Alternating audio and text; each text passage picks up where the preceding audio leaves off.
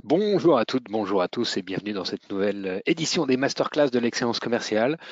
Aujourd'hui, vous êtes très nombreux pour le sujet. S'il y a un sujet qui doit rester aujourd'hui, c'est celui-là, être heureux au travail. Et on a l'immense plaisir d'accueillir Gaël Châtelain-Berry. Bonjour Gaël. Salut Roland, ça va? Ravi de t'accueillir aujourd'hui.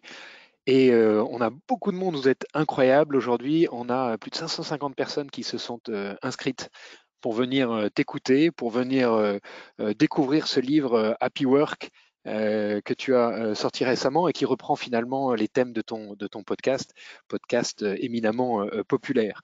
La semaine dernière, vous étiez également très nombreux pour écouter Eric Bas, expert de l'art oratoire, qui est venu présenter la mise en scène du discours. Hein, Placere, docere, movere, plaire, instruire, émouvoir, les trois grands piliers d'un discours classique. Vous pouvez retrouver cette masterclass pour apprendre comment se positionner sur scène, pour mieux toucher la fibre émotionnelle de votre auditoire, les moyens mnémotechniques pour clôturer un discours et obtenir une standing ovation. Vous découvrez aussi quel est le plus beau discours de l'histoire. Le plus beau discours de l'histoire, c'est à retrouver sur le replay de la masterclass d'Eric Bas sur notre chaîne YouTube ou sur votre plateforme de podcast préférée.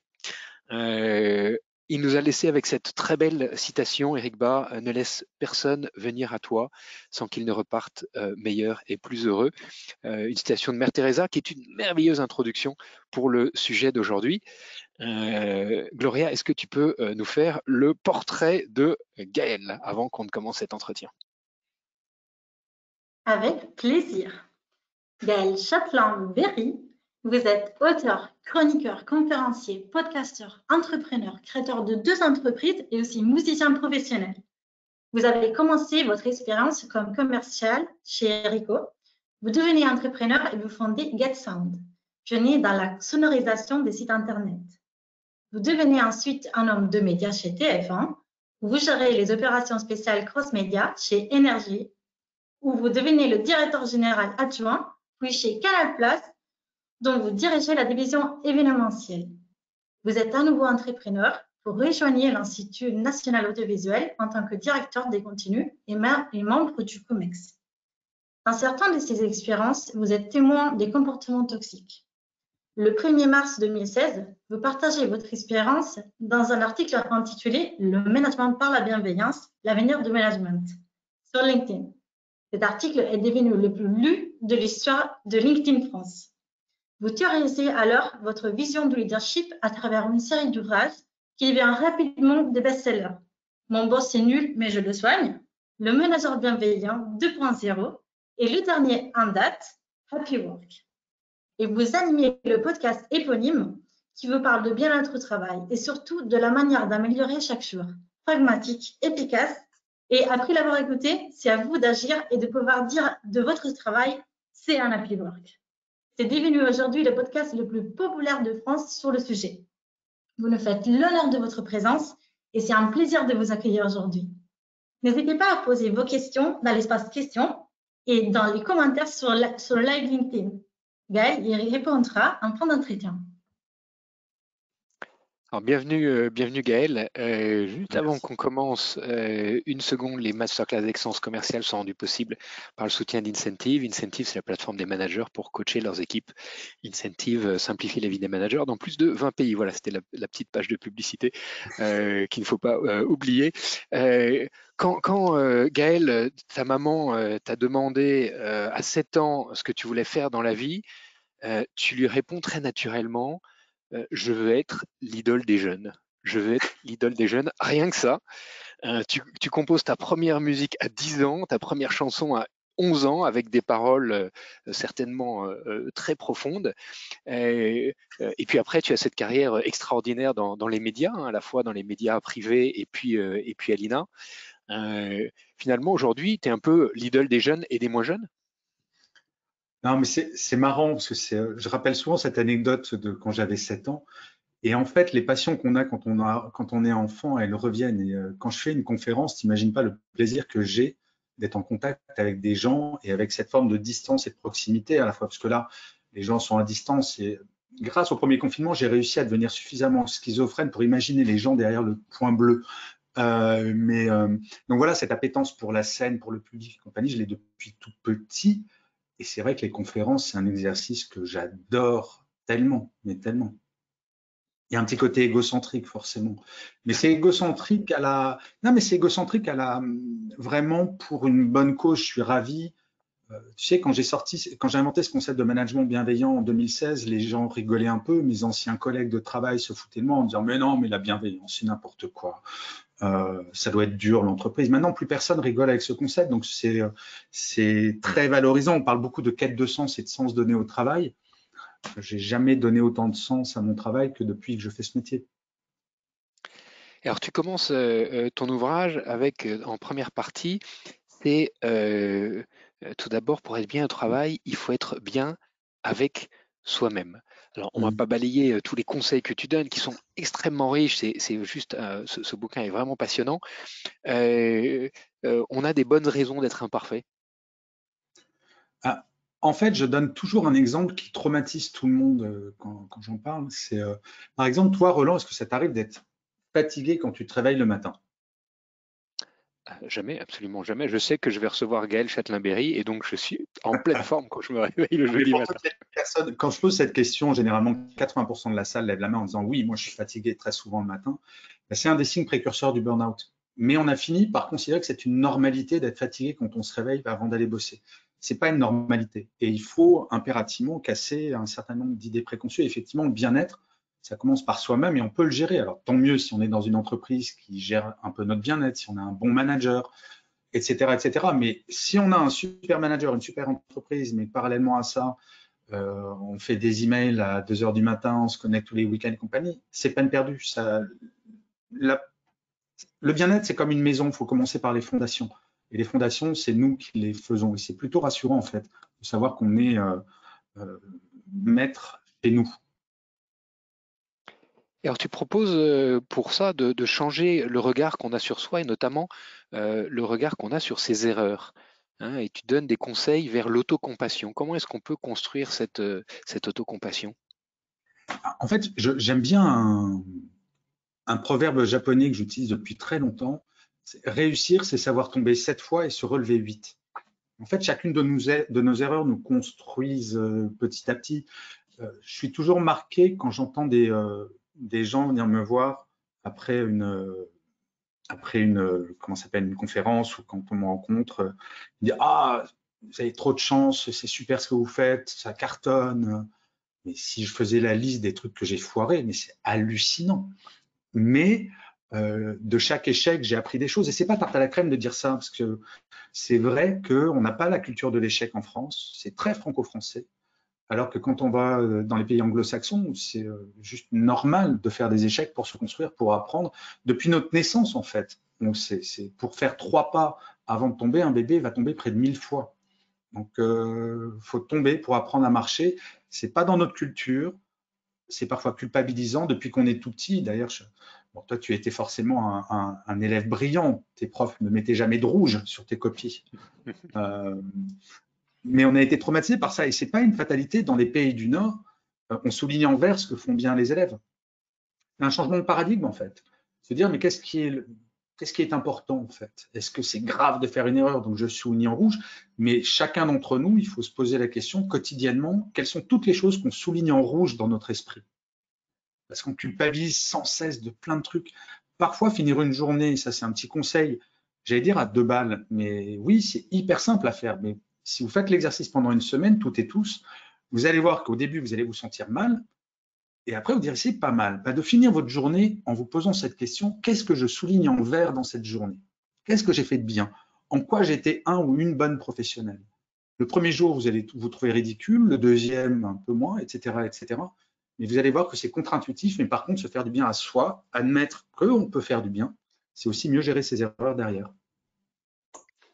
Il y a dans le livre régulièrement des pages qui sont vertes, hein, avec l'avis de la psy. Hein, l'avis de la psy, c'est absolument passionnant. Je sais pas qui est la psy, mais elle est très très fine et C'est Audrey Ginesti, et si tu la connais pas, je t'engage à t'abonner à sa chaîne YouTube. Elle a une très grosse chaîne YouTube qui s'appelle La Psy qui parle, et c'est topissime. Et c'est pour ça que j'ai voulu qu'elle intervienne aux côtés de ma grande copine Edwige Coupès, qui est une ancienne journaliste de Radio France. Et la psy qui parle, c'est quelqu'un qui fait avec la psychologie ce que je fais un petit peu avec le travail. C'est pas de la vulgarisation, mais elle n'utilise pas des mots compliqués pour expliquer parfois des phénomènes complexes. Donc elle m'a fait l'honneur de participer à ce livre et j'en suis ravi. Et alors, il y a un thème qui a retenu mon attention sur le changer de regard sur soi, hein, que on a essayé de le résumer. C'est les 3 conseils vers l'autocompassion. Est-ce que tu peux nous en parler? J'ai trouvé ça très lumineux, changer de regard sur soi, 3 conseils vers l'autocompassion. Ah, c'est ce que je disais sur le premier, c'est repérer une pensée critique et demandez-vous si elle peut être utile. C'est même pas demandez-vous, c'est toute critique doit être constructive et surtout celle qu'on se fait à soi-même. Donc l'erreur ne reflète pas votre valeur. Ça me fait penser ça à une phrase d'Einstein qui disait si vous demandez à un poisson rouge d'évaluer sa valeur à sa capacité à monter à un arbre, il est fort probable qu'il se sente mal. Bah oui, c'est moi perso, j'adorerais courir le 100 mètres en moins de 10 secondes. Je sais que je n'y arriverai jamais, quels que soient mes efforts. Est-ce que pour autant ça veut dire que je n'ai pas de valeur? Bah non, bien entendu. On a chacun des talents, mais pour bien gérer ces talents, déjà il faut les chercher, il faut comprendre qu'on en a, il faut accepter aussi tous nos travers, nos faiblesses, nos incompétences. Plein de mots absolument horribles dans le monde d'aujourd'hui. Mon Dieu, j'ai des incompétences. Bah oui, toutes et tous. Par exemple, si tu me demandes de faire une traduction en chinois, je serais bien embêté. Pour autant, ça ne veut pas dire que je suis un sombre crétin. Par contre, ça se trouve, toi, tu parles chinois, mais tu ne parles pas du tout anglais. Et bref, c'est tout ça. Faut arrêter, faut voir, c'est tout bête ce que je veux dire, il faut voir chez nous le verre à moitié plein plutôt que le verre à moitié vide. Et reprenez les rênes de votre esprit et choisissez la direction dans laquelle vous voulez progresser. Je crois que ça, c'est très important. Je crois que intuitivement, j'ai fait ça depuis le début, j'ai dit de ma vie, mais presque, on va dire de ma carrière. C'est de toujours être dans le mouvement et de me laisser porter. C'est-à-dire que j'ai jamais refusé une opportunité, j'ai jamais refusé. Les gens sont très surpris, toi, par exemple, je reçois beaucoup de messages d'étudiants qui veulent m'interviewer pour une thèse, pour un mémoire de fin d'études, etc. Je réponds toujours, toujours, parce que j'estime que si on fait du réseau social, c'est pour faire aussi des connexions, et je donne de mon temps. Et je pense que c'est important d'accompagner les gens, de savoir donner de soi, de savoir se projeter dans l'avenir, d'avoir aucune limite à nos rêves en fait. Et ça, je sais que quand je dis ça, il y a plein de personnes qui me disent ouais, mais moi je galère dans mon boulot, c'est pas facile toutes les semaines, tous les jours, tous les mois, les fins de mois peuvent être difficiles. C'est vrai. Pour autant, je crois aux vertus de la bataille. C'est bête, hein, mais il faut voir nos vies professionnelles comme un jeu. Parfois on gagne, parfois on perd, mais quand je regarde, ça va faire oh là, plus de 30 ans que je travaille moi. Ouais, 30 ans. Non, pas plus de 30 ans. 30 ans tout rond cette année. Quand je fais la somme de ce que j'ai planté, de ce que j'ai réussi, je trouve que la somme est plutôt, enfin, plutôt positive. Il ne faut pas avoir peur de se planter. Il faut avoir des rêves. Et ce n'est pas forcément des grands rêves d'ailleurs. Hein. C'est pas, les rêves de grandeur ne sont pas forcément les meilleurs, mais quand j'entends quelqu'un, par exemple, me dire « Oh, tu fais de la musique, parce que j'ai été musicien professionnel aussi, j'adorerais apprendre le piano. » Je dis « Mais pourquoi tu mets un conditionnel? Vas-y. » Ah, mais j'ai pas le temps. Je fais, bah non, c'est pas que tu n'as pas le temps, tu ne prends pas le temps. Je fais, mais qu'est-ce que tu veux dire? Et je donne toujours cet exemple un peu ridicule, c'est est-ce que par exemple tu regardes L'amour est dans le pré? Généralement, je tombe bien, et ouais, ben voilà, par exemple, tu vas arrêter de regarder L'amour est dans le pré, tu vas l'utiliser pour apprendre le piano, toutes les semaines. En fait, on se fait des schémas mentaux, j'en reviens à ça, on s'est fait des habitudes, on dit, je peux pas, j'ai pas le temps, je pourrais pas. Il faut supprimer le conditionnel de notre langage, ça nous fera du bien. Supprimer le conditionnel de notre langage.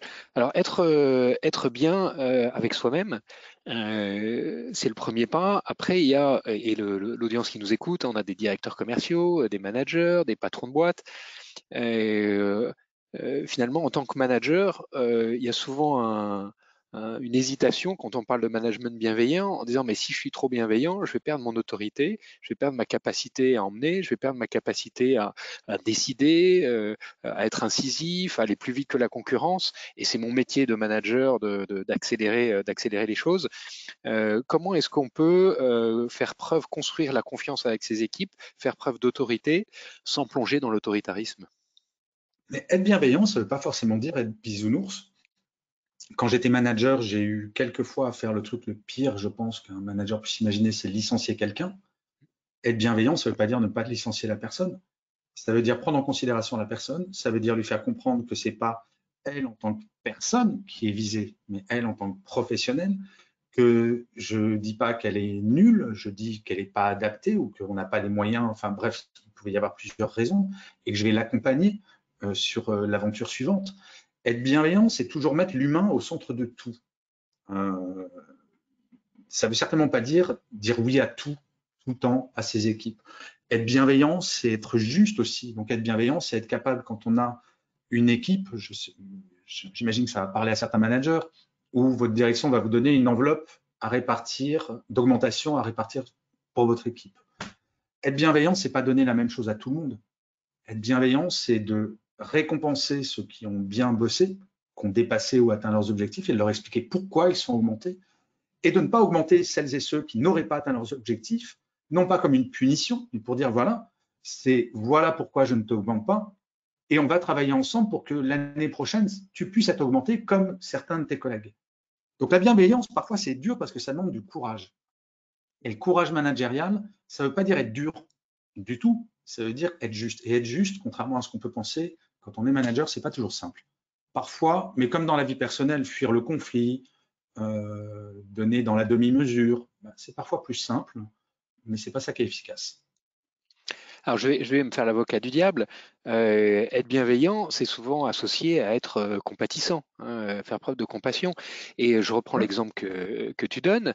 J'ai une enveloppe à répartir et puis j'ai 10 collaborateurs. Sur les 10, je récompense les meilleurs, les moins bons, ok. Et puis j'ai un collaborateur qui traverse une passe personnelle difficile et qui vient te voir en disant bah, ça m'aiderait bien que tu me donnes un petit coup de pouce pour cette année. Donc en tant qu'humain, tu as envie de lui donner, mais ses résultats sont pas à la hauteur des attentes et des autres, pour plein de bonnes raisons potentiellement. Comment on fait la part des choses entre la décision professionnelle et puis la décision humaine, personnelle, qui nous pousserait à donner un petit coup de pouce à ce collaborateur qui traverse une passe perso difficile? Je pense que, on ne peut pas répondre à ta question de façon générale, ça va dépendre du pourquoi de sa phase difficile. Si sa phase difficile, c'est une maladie longue, c'est qu'il est accompagnant, versus sa passe difficile, c'est parce qu'il s'est tordu la cheville, on ne parle pas du même genre de choses. Être compatissant, ça ne veut pas dire se transformer en psy pour nos équipes, ça ne veut pas dire devenir pote de nos équipes. Moi, j'ai toujours cet exemple. J'ai eu dans ma carrière 2 ou 3 fois à accompagner des collaborateurs ou collaboratrices qui avaient des cancers. Et je vais te donner ce que c'est ne pas être compatissant au travers l'exemple du père d'une amie qui était directeur financier d'un très grand groupe de luxe. Il apprend qu'il a un cancer du poumon. Il était au comité exécutif du groupe Monde. Il se fait convoquer par le dirigeant qui lui dit, il a un chèque devant lui, il lui fait un énorme chèque, il dit voilà, je ne veux pas de mort en sursis à mes côtés. Ça, c'est l'horreur. C'est l'horreur absolue.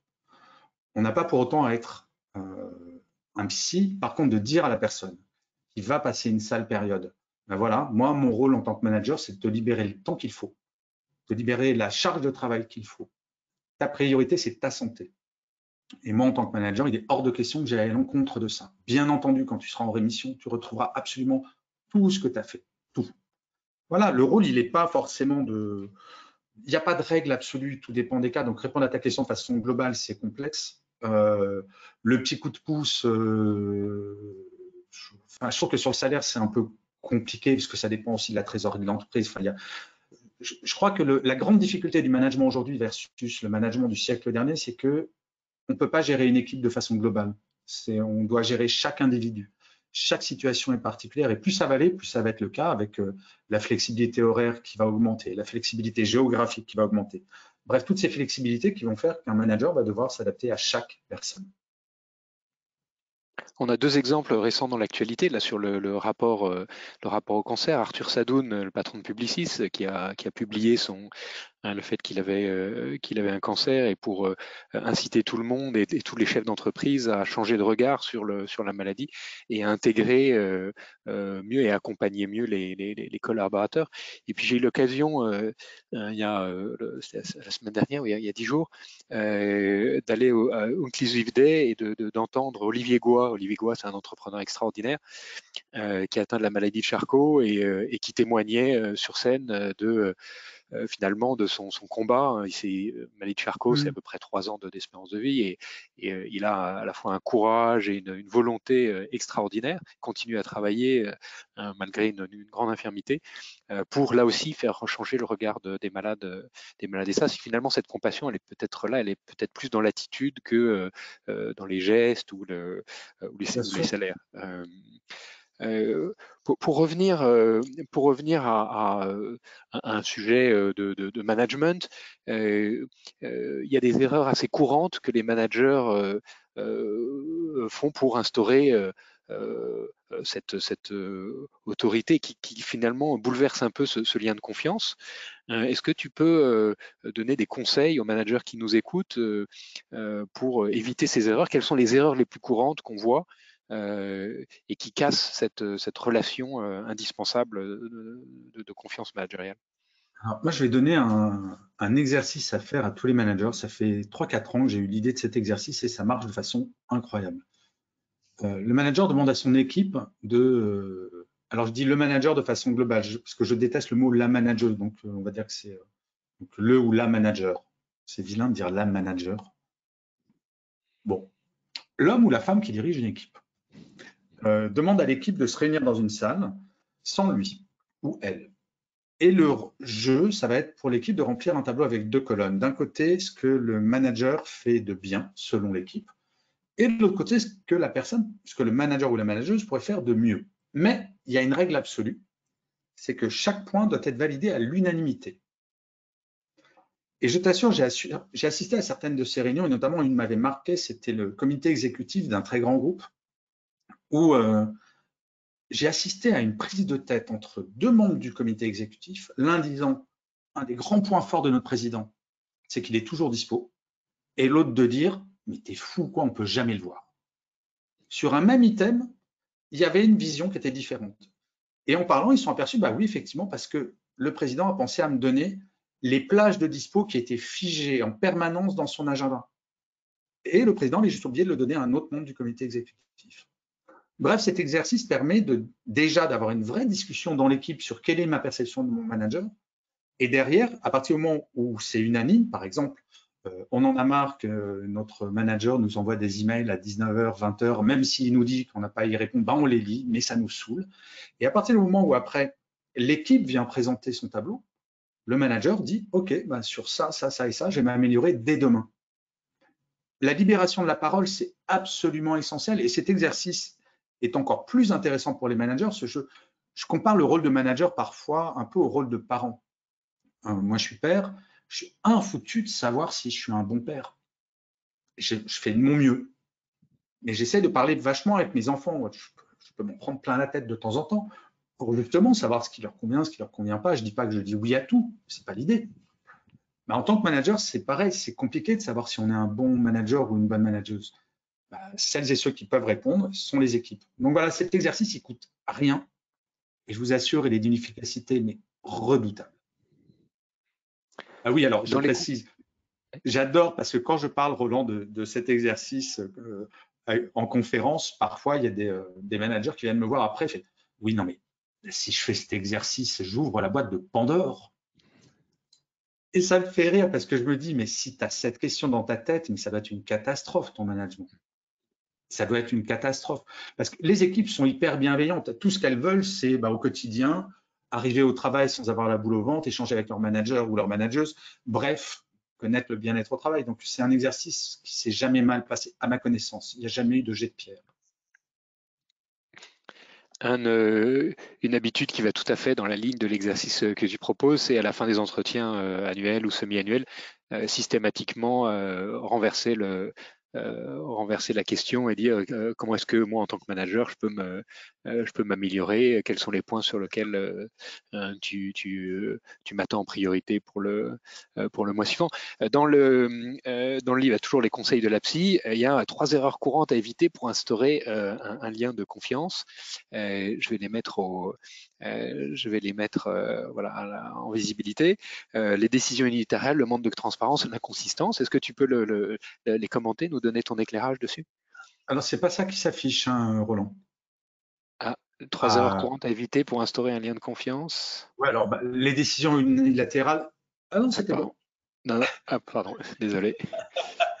Les décisions unilatérales, oui, maintenant, la décision, elle doit être partagée. Ça ne veut pas dire que le manager ne peut pas trancher à la fin. Et c'est même son rôle de trancher et d'assumer la décision. Mais il n'y a rien de pire que le manager enfermé dans son bureau qui décide de tout seul ou toute seule. Savoir échanger, histoire déjà d'avoir plusieurs points de vue. C'est ce célèbre proverbe africain, seul on va plus vite, à plusieurs on va plus loin. C'est vraiment ça, le management. Alors, le manque de transparence, ah ouais, et ça, c'est un des plus gros reproches que font les équipes, notamment dans les grands groupes, c'est le fait de ne pas savoir. Et c'est un petit peu le phénomène qu'on avait déjà du temps de Molière avec le malade imaginaire, où il y avait les sachants et les autres. Le manager, c'est pas un sachant. Enfin, il doit pas de. Bien sûr, on ne peut pas tout dire aux équipes. Je compare souvent un manager à un pilote d'avion. Quand le pilote il annonce des turbulences, il prend sa voix super calme, il fait « Mesdames et messieurs, veuillez regagner votre place, attachez vos ceintures, nous allons traverser une zone de turbulence ». Il ne me ment pas, il m'annonce des turbulences. Il a l'air super calme, donc je me dis « on ne va pas crever ». Alors que lui, ça se trouve sur son radar, il se dit « on va peut-être crever ». Parce que lui, il voit la taille de la turbulence. Pour autant, il ne dit pas toute la vérité, il dit une partie. Mais moi, est-ce qu'en tant que passager, j'ai envie de savoir si je vais peut-être crever? Non, bien sûr. Manager, c'est pareil. Donc, il faut de la transparence, mais de la transparence mesurée et surtout rassurer les équipes. Et enfin, l'inconsistance. En fait, je parle beaucoup et de plus en plus de ce que j'appelle la confiance remontante. Quand j'étais jeune collaborateur, on me parlait beaucoup en management de confiance descendante. C'est fondamental qu'un manager fasse confiance aux équipes. De plus en plus, c'est la confiance remontante qui est importante. La confiance que les équipes vont accorder à leurs managers. C'est ça qu'ils vont faire, qu'ils vont être loyaux, donc ils ne vont pas démissionner. C'est ça qui va faire qu'ils vont trouver du sens à leur travail. Et un manager inconsistant, c'est justement quelqu'un qui ne va pas donner de sens, qui ne va pas prêter attention à autre chose qu'à sa propre carrière. Donc tous les paradigmes, pas qu'ils ont changé. La pandémie a vraiment agi comme un accélérateur de tendance qui était déjà très présente, très très présente. Dans la première partie de l'entretien, on a adressé le sujet d'être bien avec soi-même, hein, de faire face à ses erreurs, de les accepter comme un bienfait. On a parlé de management. La troisième finalement harmonie qu'on essaye de créer au sein d'une entreprise, c'est avec son supérieur, hein, qu'on soit CEO avec ses actionnaires, membre du COMEX avec son CEO, manager sur le terrain avec son VP. Ou commercial sur le terrain avec son manager. Tu en as fait un bouquin. Hein, tu en as fait un bouquin, Mon boss est nul, mais je le soigne. Dans les quelques minutes qui nous restent, quels sont les conseils que tu pourrais donner aux personnes qui nous écoutent pour faire du reverse management et encourager ce lien de confiance avec son manager et permettre à son manager de s'améliorer? Alors, idéalement, c'est au manager de dire à ses équipes, ma porte est ouverte pour que vous puissiez me dire tout ce que vous voulez, y compris des choses désagréables vis-à-vis de moi, tant que vous le dites poliment. Ça, c'est le monde idéal. Elle n'est pas grande ouverte, la porte du manager. Oui, justement. Ça arrive. Alors, petite anecdote, et je reviens à ta question.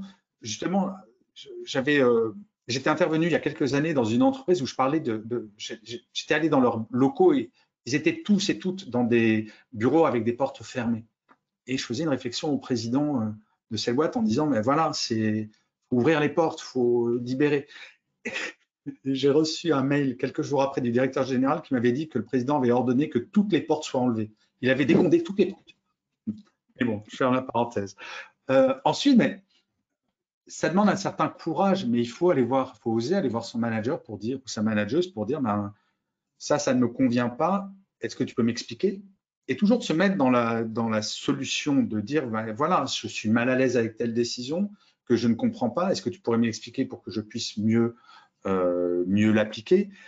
Tant que c'est dit poliment, tant que c'est dans le sens de la productivité, tant que c'est dans le sens de l'entreprise, tant que c'est loyal, on peut tout dire à son patron ou à sa patronne, tout. En gros, la proportion de sociopathes et de psychopathes en entreprise est la même que dans la société, autour de 2%. Des managers pervers narcissiques, il n'y en a pas autant qu'on veut bien le croire. Il y a souvent des gens qui ne savent pas manager. Je vais raconter une autre anecdote toute bête.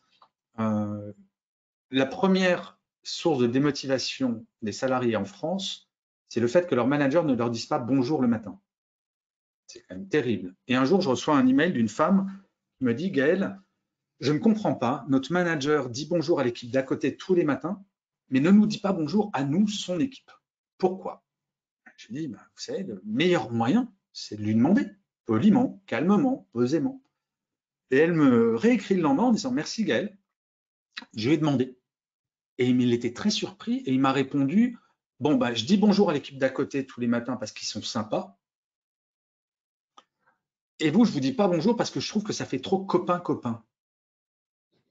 Et en fait, rien que cette discussion a fait que, bien entendu, dès le lendemain, il a dit bonjour à son équipe parce que dans son schéma mental, il ne s'en rendait pas compte. C'est comme je suis persuadé qu'il y a plein de managers qui ne se rendent pas compte qu'envoyer un email à 20 h, même si c'est écrit en bas de l'email, vous n'êtes pas obligé d'y répondre, c'est anxiogène. Et qu'il ne faut pas le faire, il faut faire des envois différés. On n'est pas toxique volontairement, on n'est pas tous et toutes des pervers ou perverses narcissiques. Par contre, on a tous et toutes des comportements toxiques et c'est pour ça que la libération de la parole permet de prendre conscience de comportements toxiques qu'on pourrait avoir sans forcément en avoir conscience ni être quelqu'un de méchant. Et c'est assez intéressant et je vois à quel point la libération de la parole a un impact incroyable dans les équipes. À partir du moment où les managers libèrent la parole, ça devient humainement incroyable dans l'équipe. Pour le manager, qu'est-ce que c'est riche d'enseignement et pour les équipes, c'est extrêmement agréable. Et le chemin reste long à faire. C'est pour ça, en ces périodes, de grandes démissions, de difficultés à recruter et compagnie, c'est important d'avoir un bon management. Tout le monde connaît cette célèbre étude Gallup. Plus de 50% des démissions sont dues au manager. On quitte un manager, pas une entreprise. Donc, le levier de fidélisation, il est là, il est sur le management. Et c'est pour ça que c'est plutôt une bonne nouvelle pour les managers. C'est une bonne nouvelle pour les managers. Les managers sont dans leur immense majorité plein de bonne volonté, mais ils ne savent pas toujours comment faire. Grâce à toi, ils ont appris des moyens très concrets pour avancer. On a une question qu'on pose toujours à nos invités qui est, est-ce qu'il y a un proverbe qui t'inspire particulièrement, Gaël? Un proverbe ou une citation? C'est un proverbe que j'adore, mais depuis des années, des années, des années. C'est un proverbe berbère qui dit « Quand tu es né, tu pleurais et les autres étaient heureux, vis ta vie de telle sorte que le jour de ta mort, ça soit l'inverse. » Voilà. C'est tout simple. On n'est pas des saints, mais on peut essayer, autant que faire se peut, d'envoyer des ondes positives dans son entourage. Et je crois profondément au fait, c'est bien les engagements sociétaux, les engagements politiques et compagnie, mais déjà commençons par notre premier cercle, la famille, les amis, ensuite le deuxième cercle, les relations, le troisième cercle, peut-être notre travail. Et je trouve que c'est une bonne énergie, ça envoie une bonne énergie de se dire, moi, tous les soirs, quand je me brosse les dents et je me regarde droit dans les yeux, je me dis, je peux dire encore aujourd'hui que je suis une personne bien. Il est tout bête ce mot, bien, être quelqu'un de bien. Voilà. Donc, je trouve que ce mantra que je connais depuis des années est plutôt pas mal. Essayons d'être quelqu'un de bien. Tu nous as donné des conseils, des armes pour être quelqu'un d'un peu meilleur à partir de lundi prochain. Un immense merci Gaël. Pour aller plus loin, bien sûr, si vous ne l'avez pas encore dans votre bibliothèque Happy Work, pour une vie professionnelle sereine, épanouie, c'est plein de petits conseils, ça se lit, ça se feuillette, ça se reprend. C'est vraiment un livre à avoir sur son bureau ou dans les toilettes, comme on le disait tout à l'heure. C'est un livre absolument passionnant. Et puis également le livre qu'on a cité tout à l'heure, Mon boss est nul, mais je le soigne. Si vous avez un manager qui n'a pas la porte complètement ouverte. La couverture a changé, camarade. Et la couverture a changé. Donc voilà, mon boss est nul, mais je le soigne. Le manager bienveillant 2.0, bien accompagner son équipe à l'ère du travail et du numérique. Et puis également ton podcast, bien sûr, qui est le podcast le plus écouté en France sur le sujet du bien-être au travail, à retrouver sur toutes vos plateformes de podcast préférées, Happy Work de Gaël Châtelain-Berry. Et puis ton blog, gchatelain.com. Et puis pour aller plus loin, l'entreprise une affaire de cœur. On avait reçu Hubert Joly il y a l'année dernière. C'est le leadership vraiment en anglais, c'est the heart of business, le cœur du business.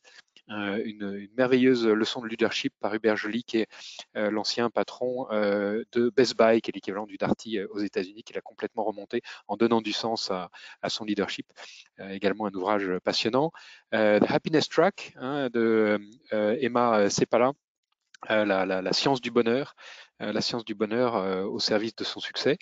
Et puis réimaginer le bien-être au travail par Jessica Grossmeyer.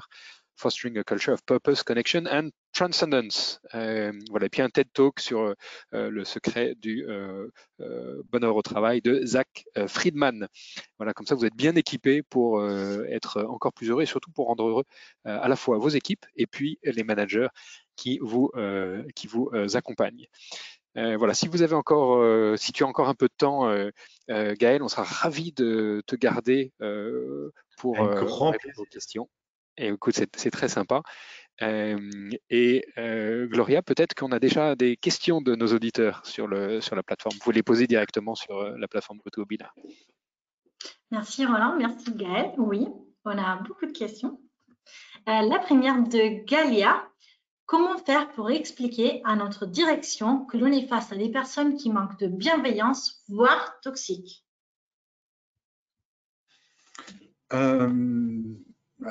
Déjà, comme je dis, on peut tout dire. Par contre, quand on est sur ces domaines-là de la toxicité ou du harcèlement moral, voire sexuel, il faut toujours venir avec des éléments extrêmement concrets. Si je vais voir mon N+2 pour dire mon N+1 est un gros enfoiré, c'est un peu court. Si par contre, je vais voir mon N+2 en disant, ben voilà, j'ai reçu un mail que je considère comme insultant parce que mon N+1 me traite d'incapable et de gros nul. Là, je vous parle de sujets dont on m'a parlé, donc je parle de sujets vraiment très, très concrets. D'arriver avec des éléments qui sont factuels et juridiquement opposables, ça permet tout de suite d'ouvrir le dialogue, tout en sachant que la première des priorités, c'est d'en parler directement avec son N+1.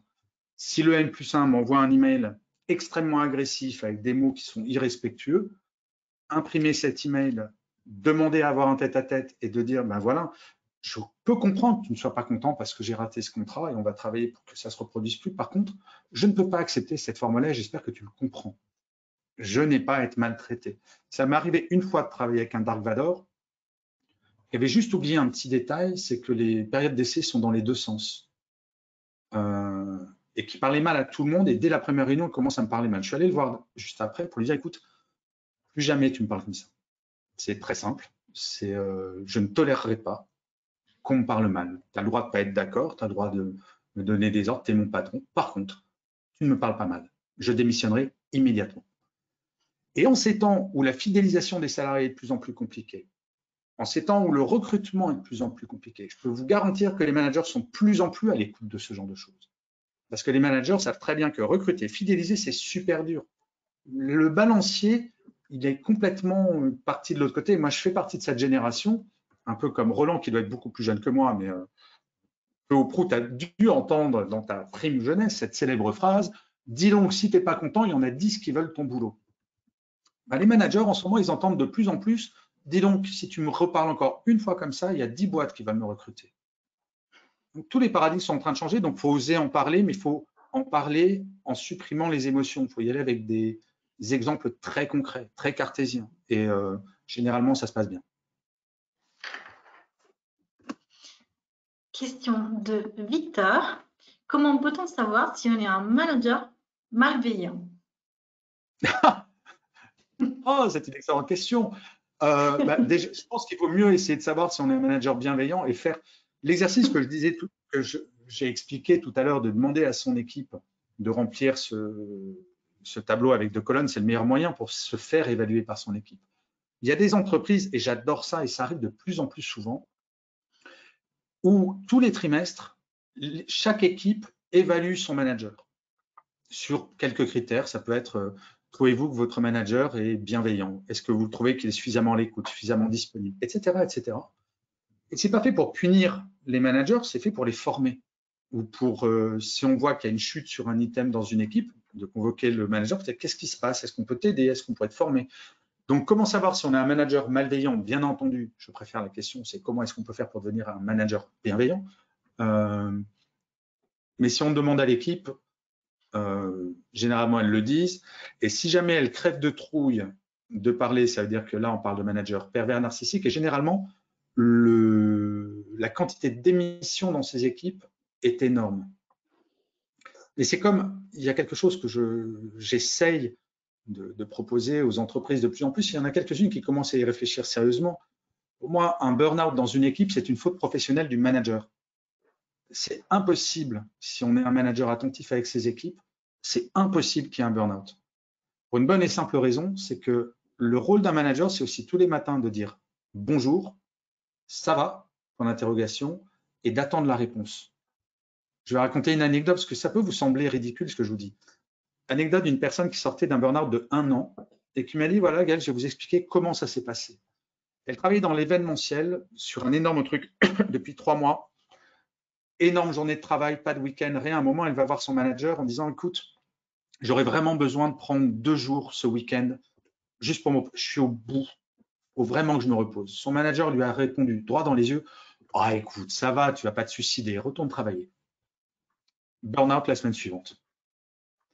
Donc, prêtez attention à ce que disent les gens, c'est important.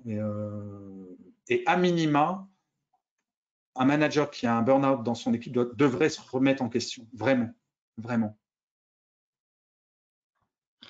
Question de Tristan. Pensez-vous que le travail à distance peut être un bon moyen de prendre du recul et de se libérer du stress au travail, où il est vecteur d'un trop gros détachement de l'équipe, impactant les relations et à long terme ajoute du stress? Je pense que tout est question d'équilibre. Je ne crois pas au 100% télétravail, au même titre que je ne crois pas au 100% présentiel. Par ailleurs, on s'aperçoit que les moins de 30 ans préfèrent être en présentiel qu'en télétravail. Parce que généralement, quand on est jeune, on vient d'avoir son diplôme, on n'a pas forcément un grand appartement, on a envie de socialiser. Donc, on va plutôt faire du 100% présentiel. Tandis que quand on a des enfants, on va peut-être parfois avoir envie de faire des semaines de 100% télétravail parce qu'on n'a pas envie de rater les premiers pas du petit dernier. Et quand on sera vieux comme moi, on va peut-être faire un équilibre entre les deux. Je crois que le grand défi des entreprises de demain, c'est de s'adapter, comme je le disais tout à l'heure à Roland, à chaque individu, parce que chaque situation est spécifique, chaque métier est spécifique, chaque entreprise est spécifique. Mais je vais faire un tout petit peu la pub de mon podcast Happy Work. Demain, je diffuse une interview mais passionnante que j'ai faite de la DRH de Welcome to the Jungle, où ils sont passés à la semaine de 4 jours en 2019, mais semaine de 4 jours à 32 heures. C'est fascinant. Et c'est fascinant de voir comment une entreprise a comme priorité, bien entendu, l'économique, parce que c'est une entreprise privée, mais pour autant, ils ont réussi à faire des changements de paradigme complets et adaptés personne par personne. C'est extraordinaire. Je suis un horrible bavard, je peux parler 4 heures, je vous préviens. C'est très bien. Dernière question de Lucie. Comment mettre en place une culture de l'échec dans son entreprise? Alors, plutôt une culture de l'erreur. Oui. En fait, il y a 2 grands exemples. Il y a l'industrie du nucléaire et l'industrie aéronautique, donc Air France, où ils ont mis une vraie culture du droit à l'erreur. Parce qu'on imagine bien qu'un technicien qui interviendrait sur le cœur nucléaire d'une centrale, s'il fait une boulette et que s'il dit « Oula, si je vais en parler à mon patron, je risque de me faire virer », mieux vaut qu'il y ait une culture du droit à l'erreur, parce que sinon, il pourrait y avoir un certain nombre de catastrophes. Pour instaurer, quand on est manager, c'est justement de dire « Mais si vous vous trompez, c'est pas de se tromper qui est grave, c'est de répéter la même erreur. Il faut qu'on apprenne de nos erreurs. Et il y a un truc que j'aime bien, qui commence à arriver en France, qui a été inventé dans la Silicon Valley, qui s'appelle les journées de la loose. Les journées de la loose, c'est une journée où tous les départements se réunissent et racontent leur grosse loose du trimestre. Le truc qu'ils ont vraiment foiré, le truc mais cata.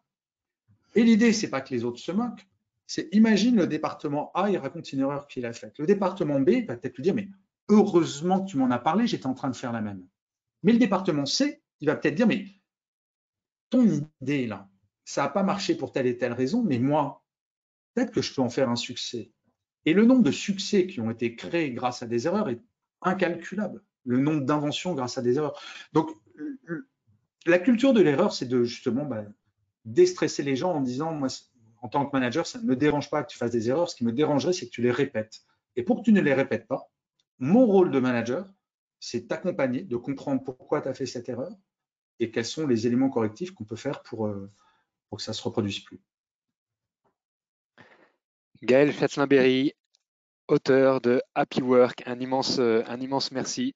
On a appris énormément de choses, les journées de la loose, le culture de l'erreur, Einstein, libérer la parole, les conseils de la psy dans Happy Work. Un immense merci pour cet entretien.